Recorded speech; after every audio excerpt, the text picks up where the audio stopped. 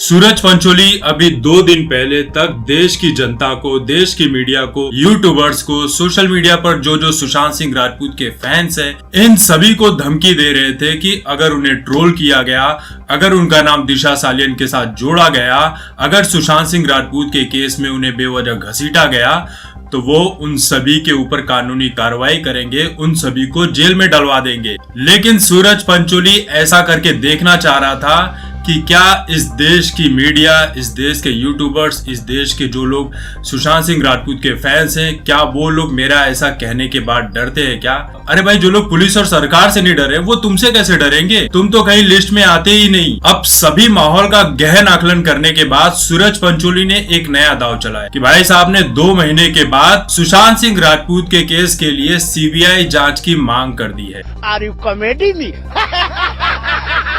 क्यों भाई? इसके पहले तक 2 महीने तक तुम्हें याद नहीं आया कि सुशांत सिंह राजपूत के साथ गलत हुआ है, उनकी हत्या हुई है, उनके साथ गलत हो रहा है? इस देश की जनता क्या बेवकूफ थी जो पिछले 2 महीने से लगातार इस जांच की मांग कर रही थी कि सुशांत सिंह राजपूत मामले में सीबीआई की जांच हो?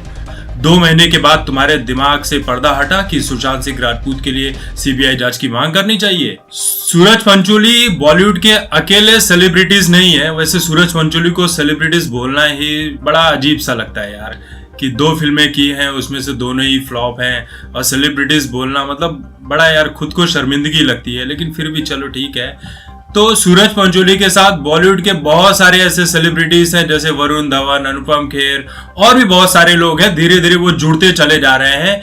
ये सभी कुंभकर्ण की नींद सो रहे थे 2 महीने तक। इन्हें ये बात अब याद आ रही है कि सुशांत सिंह राजपूत भी हमारी बिरादरी के थे, उनके लिए आवाज उठानी चाहिए, उनके लिए कुछ करना चाहिए।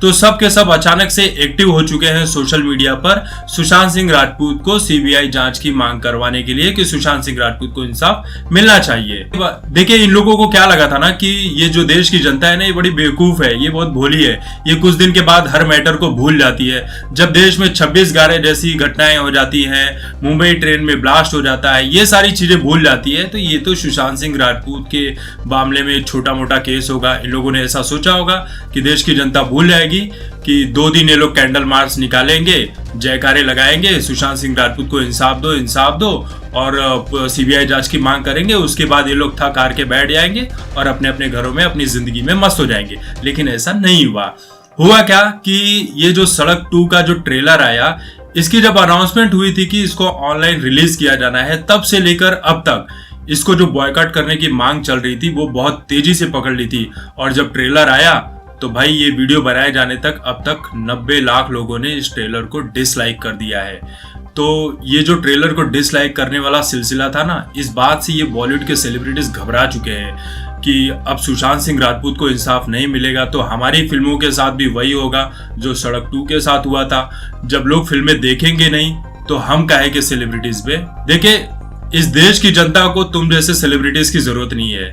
तुम जैसे सेलिब्रिटीज को इस देश की जनता चलाती है। इस देश की जनता फिल्में नहीं देखेगी तो तुम किसी भी तरह से सेलिब्रिटीज नहीं कहलाओगे, तुम्हारी फिल्में नहीं चलेंगी, तुम्हें काम नहीं मिलेगा, और धीरे धीरे तुम कहते हैं ना कि इस देश की आम जनता की तरह बेरोजगारी के कैटेगरी में आ जाओ। फिर तुम लोग खुद ही फिल्में बनाना, खुद ही फिल्में देखना और ये गाना गा देना कि ट्विंकल ट्विंकल लिटिल स्टार, हम सब है नेपोटिज्म वाले स्टार। फिल्में खुद बनाओ, खुद प्रोड्यूस करो, खुद फैमिली वालों के साथ बैठकर देखो, खुद पॉपकॉर्न बैठ के खाओ और खुद ही एंजॉय करो। सब अपने आप ही करो, क्योंकि अब इस देश की जनता को ना तुम जैसे लोगों में कोई इंटरेस्ट नहीं है। और देखो, मैं तो ये भी कहता हूँ कि अब तुम लोगों को ना अमेजोन या फ्लिपकार्ट से एक स्पेशल कटोरा मंगाना चाहिए, जिसे लेकर तुम्हें अब ये तैयारी कर देनी चाहिए कि कल तुम चंदा मांगो। तुम्हारे पास फिल्में नहीं है, तुम्हारे पास काम नहीं है, इस देश की जनता ने तुम लोगों को भीख देना बंद कर दिया है, तो तुम कहीं ना कहीं तो भीख मांगोगे ही, क्योंकि हमारे वजह से ही तो तुम सेलिब्रिटीज कहलाते हो। देखिए, इस देश की जनता को बेवकूफ मत समझना। इस देश की जनता इतनी होशियार है ना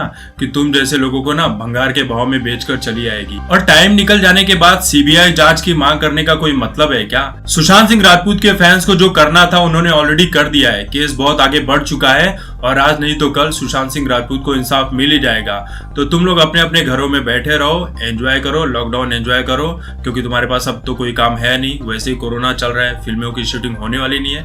तो भैया शांत होकर अपने घर पे बैठे रहो, अपना गटर बंद रखो और सीबीआई जांच करने की जो बातें कर रहे हो ना, वो बिल्कुल मत करो। इस देश की जनता काफी है सुशांत सिंह राजपूत के लिए आवाज उठाने के लिए, तो कृपया करके आप लोग शांत होकर बैठ जाओ। ये जो सेलिब्रिटीज है जो घड़ियाली आंसू बहा रहे हैं, अब सीबीआई जांच की मांग कर रहे हैं, तो आप कमेंट करके बताओ कि ये लोग क्यों कर रहे हैं। वैसे तो सबको पता है क्यों कर रहे हैं, लेकिन आप लोग जरा कमेंट करते हैं ना, तो ये जो सेलिब्रिटीज है ना, आप ये मत सोचो कि ये लोग किसी वीडियो में जाके कमेंट नहीं पढ़ते हैं। ये सारी चीजें करते हैं। इनकी जो पीआर टीम होती है ना, ये जाके कमेंट्स तक रीड करती है कि हमारे बारे में क्या बातें चल रही है, किस तरह के वीडियोस बनाए जा रहे हैं, किस तरह की मीडिया में चर्चा चल रही है।